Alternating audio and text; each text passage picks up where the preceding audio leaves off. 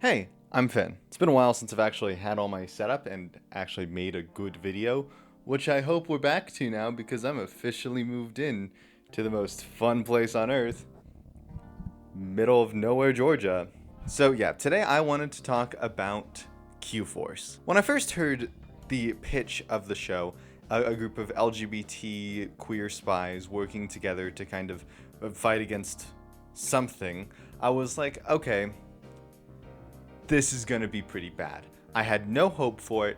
I had no expectations. I wasn't gonna watch it. I didn't care for it.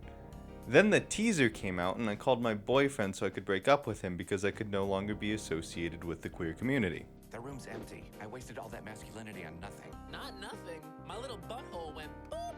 But the creators took to Twitter and started saying that it's not that bad, it's pretty good, and the trailers were this horrible misrepresentation of what they were actually doing.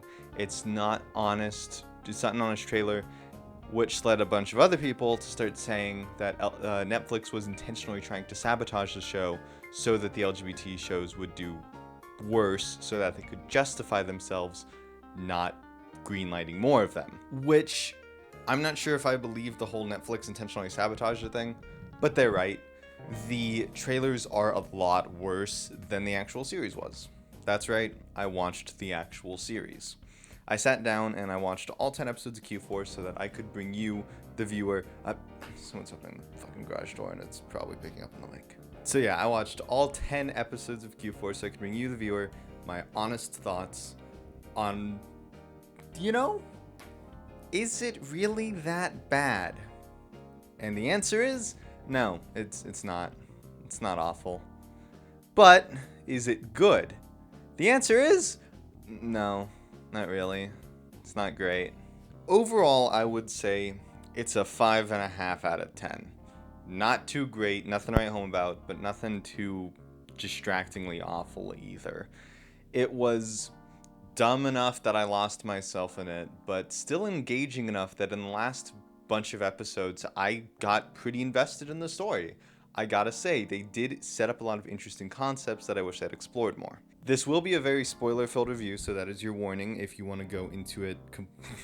If you want to watch Q-Force blind, then go ahead and click off now. But I digress. The story follows Steve Merriweather, a member of the AIA, which I don't know what it stands for, but it's just the big agency that the spies work for, the basic intelligence agency. Through the story, we follow Steve Merriweather. He works for the AIA, and he is basically the best of the best. But he graduated valedictorian at the top of his little group. But since Don't Ask, Don't Tell was repealed that year, he felt comfortable announcing to his class that he was in fact gay.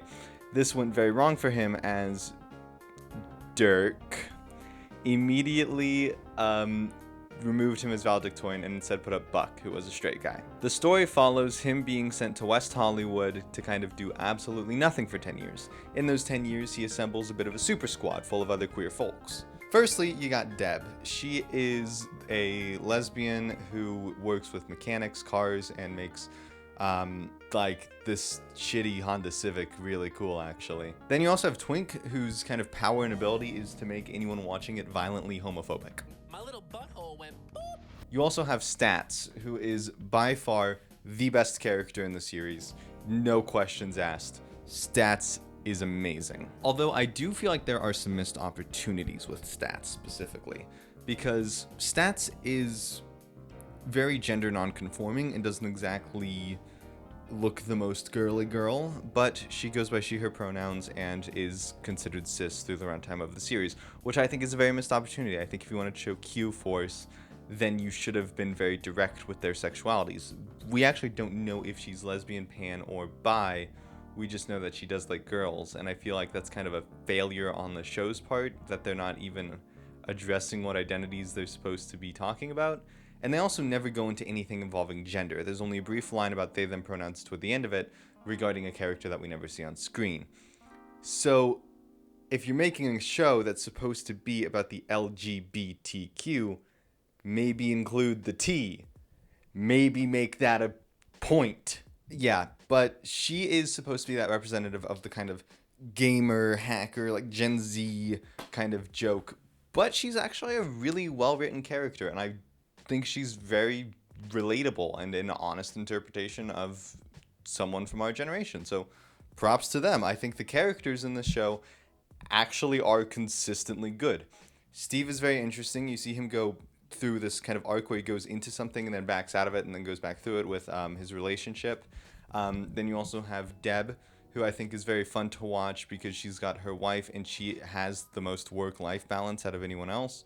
You also have Twink, who originally feels like this offensive, horrible stereotype and ends up being this offensive, horrible stereotype, but he's like that because he crafted his identity around being a twink because he was kind of abused as a kid and forced in a circus, and when he got out, that's what he saw, and he was like, well, I'm just gonna make that me.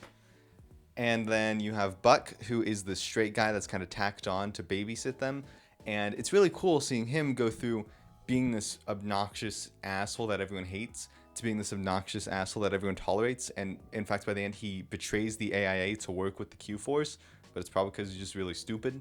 You also have V, who has the best backstory by far because she actually has a backstory that we see.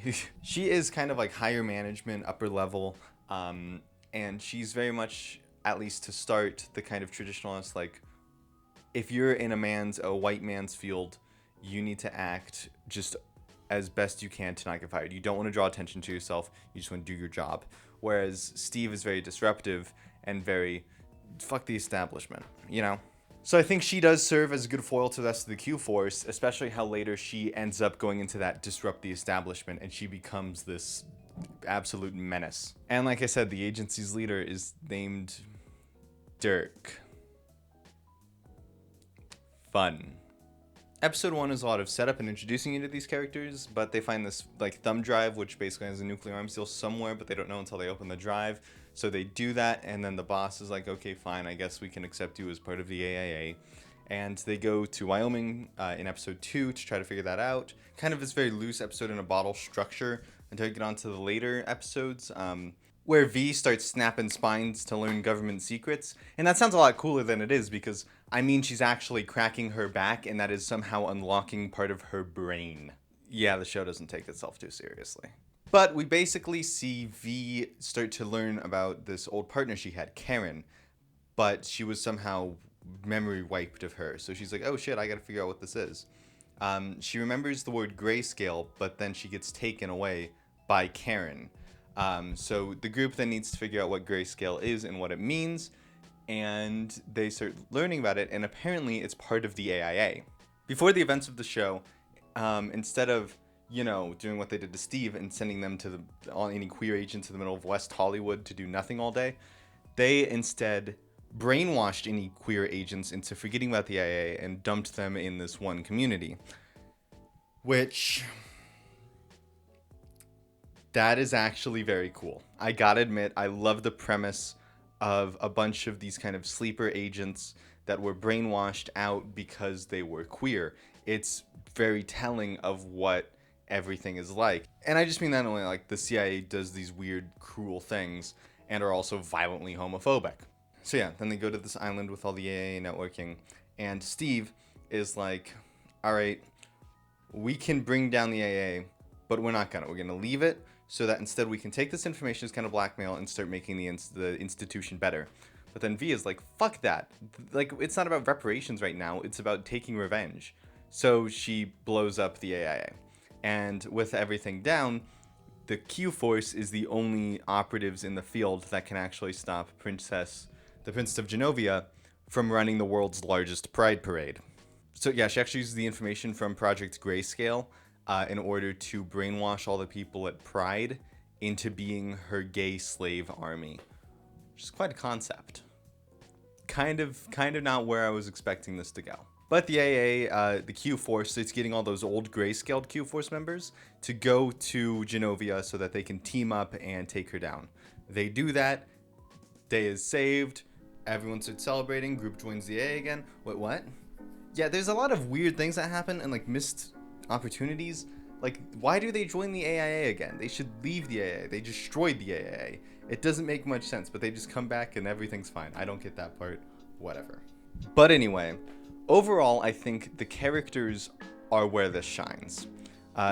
Even Twink has these good moments a lot of the time, and every episode, all the characters do get used. It never feels like they're just sidelining someone, other than Buck sometimes, but that's because no one likes Buck. But as far as missed opportunities, Stats should have been more developed. She was the best character, as I've said, and she had this relationship with this robot girl who dies and then gets completely forgotten about. She doesn't really get brought up much, and there's no tears shed over her, which I think is a really, really wasted opportunity. But that's just me. Overall, I'd give it a 5.5. I think the comedy is pretty bad. Jokes almost never land. It's all references and names that they just throw out, and mostly making fun of queer culture or stereotypes, which I don't think is cool. But it's enjoyable, and the end starts to actually give a message, and it starts to actually get really interesting. Like I said, I was actually starting to look forward to watching the next episode by the end, instead of the electric chair I had to strap myself to get through the first episode. But yeah, that's about everything I have to say, and see ya.